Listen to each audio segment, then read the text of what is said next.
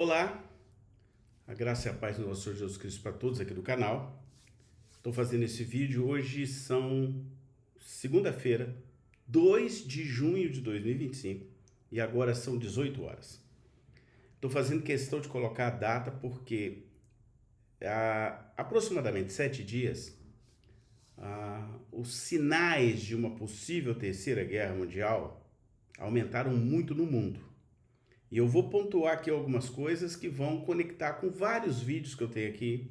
O vídeo que fala do relógio bíblico, o vídeo que eu falo do relógio mundial, o vídeo que eu falo a respeito dos movimentos que têm acontecido, que têm nos trazido uma preocupação para um possível Armagedon. Armagedon, que é previsto na Bíblia, quando as forças do mal irão lutar contra Israel num vale. Muito bem. O que tem acontecido nos últimos 7 dias?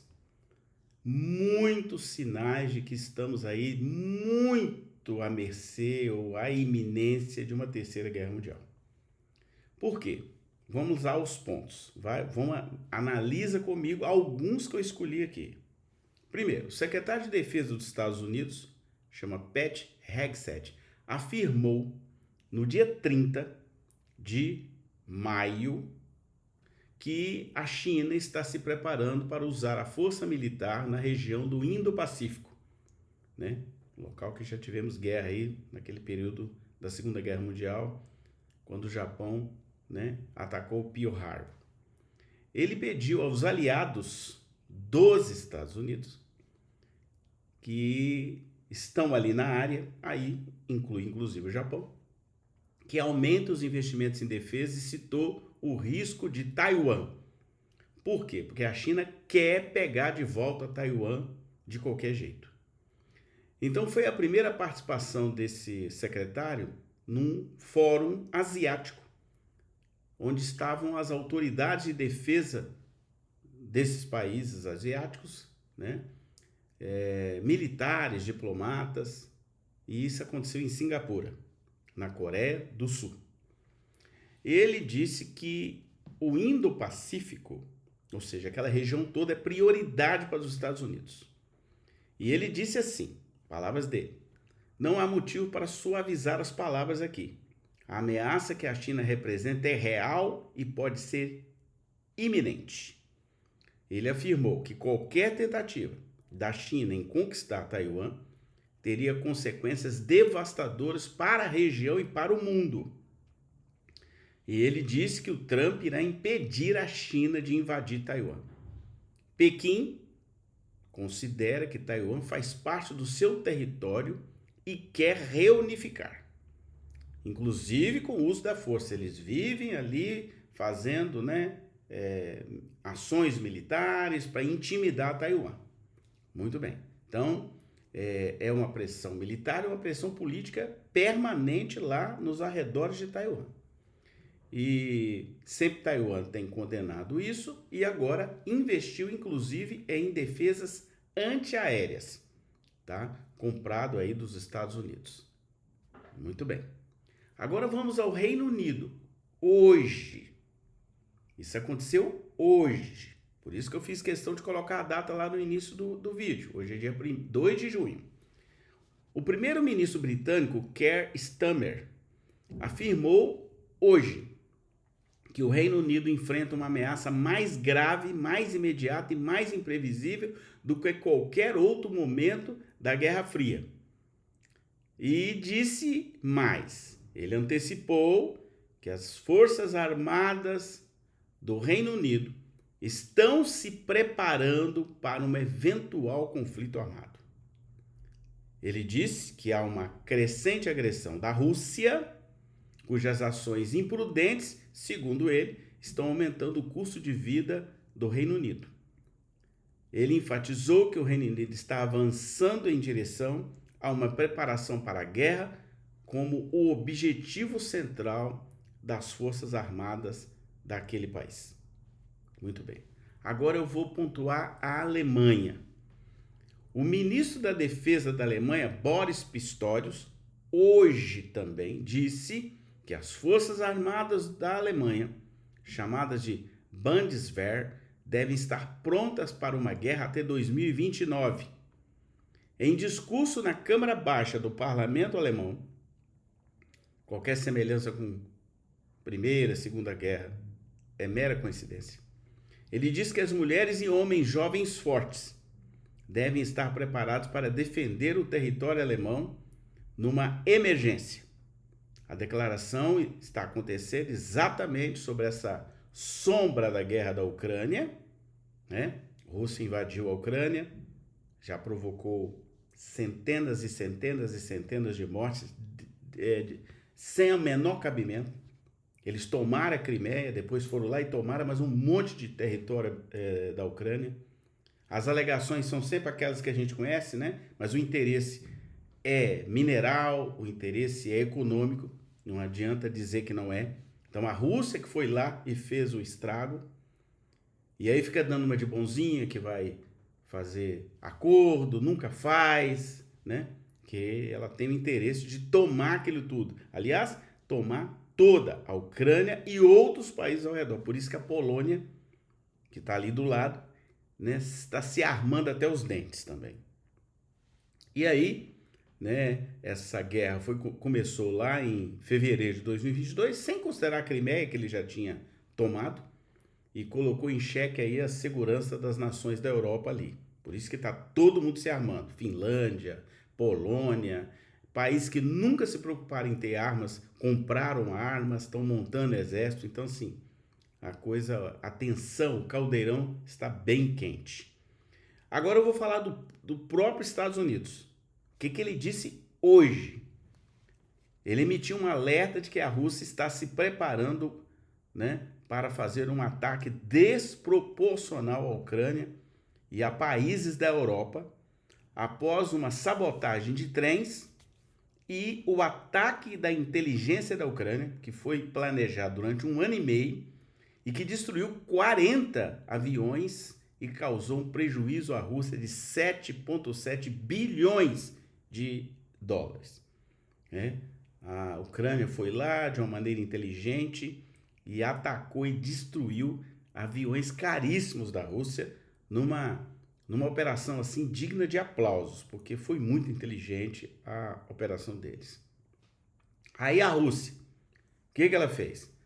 Hoje também, as bases russas de todo o país estão em alerta máximo, se preparando para atacar a Ucrânia com 100 mísseis.